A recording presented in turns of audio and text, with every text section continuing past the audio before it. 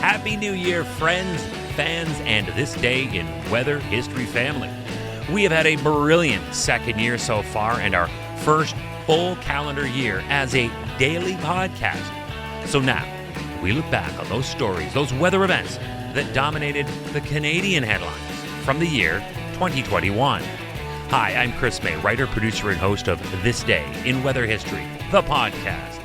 For yesterday's part one of the Year in Review feature-length spectacular, we went over events from the United States and from around the world. And now, we shine that big bright light on Canada, looking back at this past year in weather history.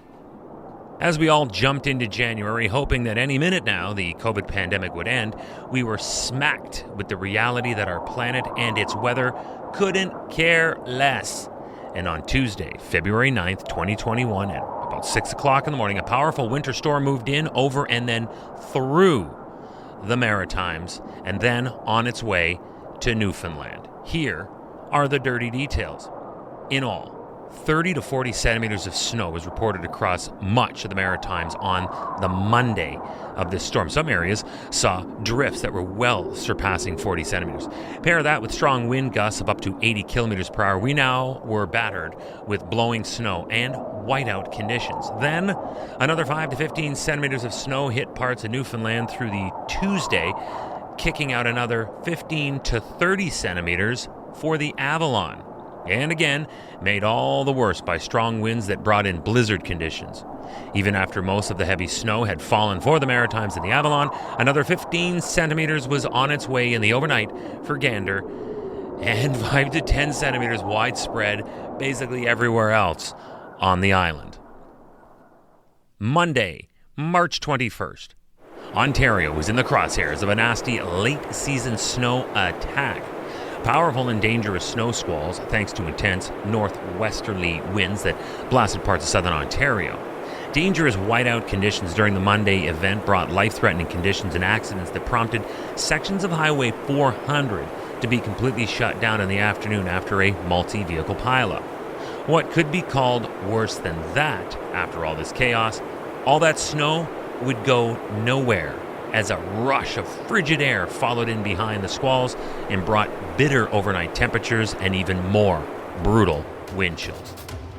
The summer in Western Canada, as we heard yesterday in the International Year in Review episode, was relentlessly hot, dry, and it was expected to persist all summer long, making for indeed what you would call a long, hot summer. During what would pave the way for an explosive fire season, the BC grid was already stretched to the max. BC Hydro saw record-breaking electricity demands 3 days in a row, peaking at one point at 8,516 megawatts. What does that mean to you and me? That smashed the previous record by an astounding 600 megawatts. That's like turning on 600,000 portable air conditioners. As a matter of fact, on our website, I saw this particularly telling tweet from a viewer who goes by the Twitter handle Terry Sam. She says, and I quote, "As someone who lived in Abu Dhabi for 2 years, let me tell you, these are Middle East temperatures with none of the Middle East infrastructures to mitigate heat-related issues. Take the heat seriously. We're quite literally not built for this." End quote. I know what you mean. I lived in Dhahran, Saudi Arabia for a couple of years back in the day, and I totally agree with you on that. Here are a few other numbers to consider from this unusual heat dome effect that affected the west of North America, but particularly British Columbia. During the peak, BC set a record for the number of emergency dispatches at 1,850, and it was due in large part to this next number, 195. In the time span of only 5 days, the BC Coroner's Office saw 195% increase in the number of unexpected and sudden deaths it typically sees in that same time period. During this time, 486 deaths were reported. That number is usually closer to 165. And here's another number for you, 47.9. Lytton, BC broke Canada's all-time heat record during this event when it peaked at almost 48 degrees Celsius on the Monday. In all, nearly 6 100 lives were ultimately claimed by BC's historic, record-breaking heat wave. And there was another toll on life and property when June through July saw BC suffer through one of its worst fire seasons on record.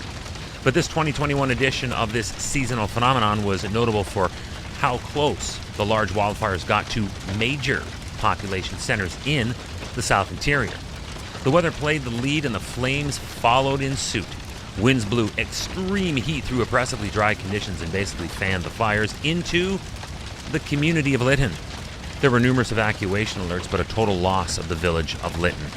Like Paradise, California, only a few years prior, Lytton was gone. Yet somehow, and in the same country, and I might add, still in the month of June, it was on the other side of the country where this was going on. On Friday, June 11th, it had been hot in the Atlantic provinces. In fact, it was above seasonal, and in some quarters, it was becoming concerning.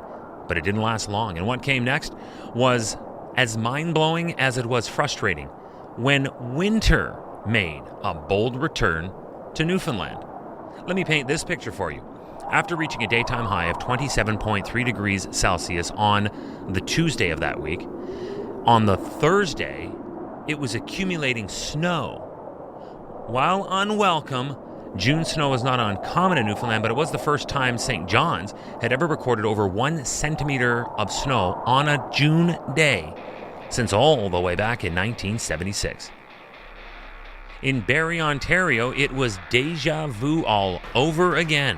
Although 1985 was far, far, far away in most people's rear-view mirrors, it was never so far away that those who lived through that year's tornado tragedy would ever forget it. Yet here we were again on Sunday, July 18th of 2021, when it was officially reported that it was indeed an EF2 tornado confirmed by Environment Canada that struck hard and to the heart of Barrie, Ontario on the previous Thursday afternoon, causing several injuries.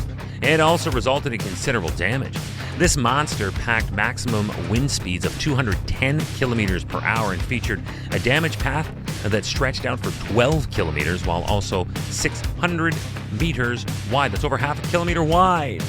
When this thing rolled through the southeastern section of Barrie, it left behind close to 150 homes damaged, 71 of which were considered no longer safe to enter.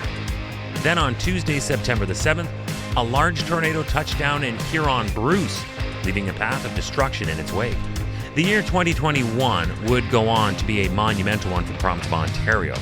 On this day, it was forecast that the atmosphere was primed to produce severe thunderstorms, and while tornadoes are always a threat with severe storms, these weren't looking initially to be the makers of violent supercells.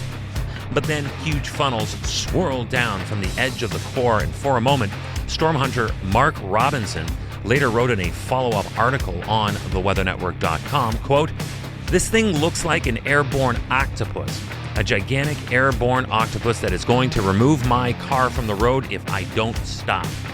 Classic Mark. Mark has chased after and stared down many a twister in his time, and he said that this situation was, in his view, quote, "something more akin to an Oklahoma storm, not an Ontario one, and especially not one in September." Mark Robinson was, in fact, looking at one of the largest tornadoes ever seen in the province of Ontario. I have another episode from November 30th that tells the tale of the first human ever recorded to have been struck by a rock that had fallen from space. Remember that one? That happened in Alabama back in 1954.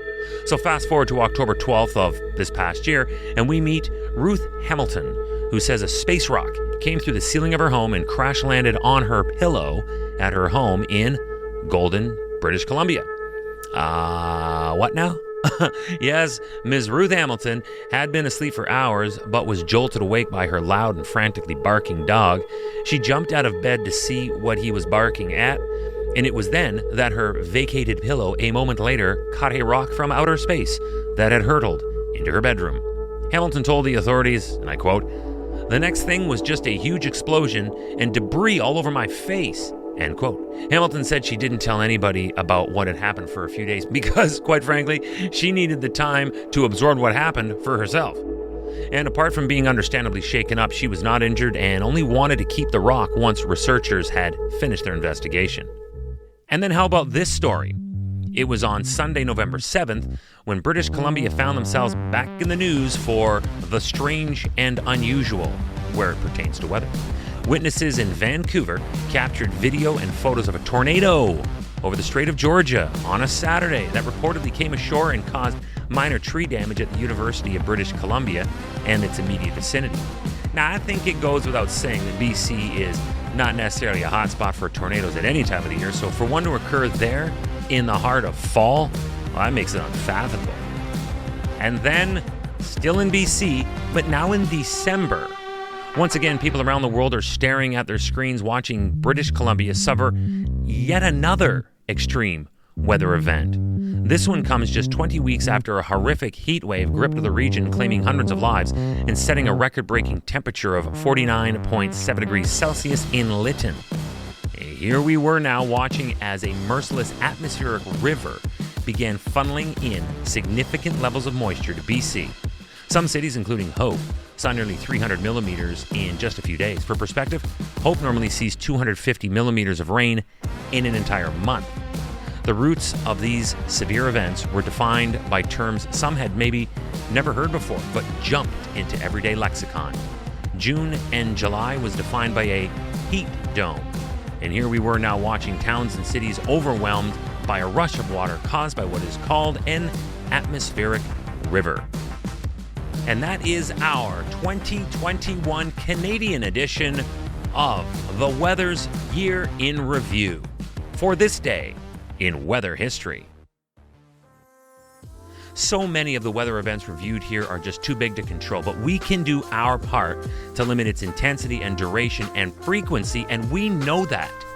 We also cannot control how a pandemic runs through 2022, but we can take ownership of how we live our lives. Happy New Year, Canada! Tomorrow is January 1st, 2022, and that means it's time again for the Winter Classic outdoor hockey game for the NHL. This tradition of playing a game that depends on perfect climate control throws caution into the wind, literally. And there have been some really beautiful, wild, and frigid events since its beginning back in 2008 in Buffalo.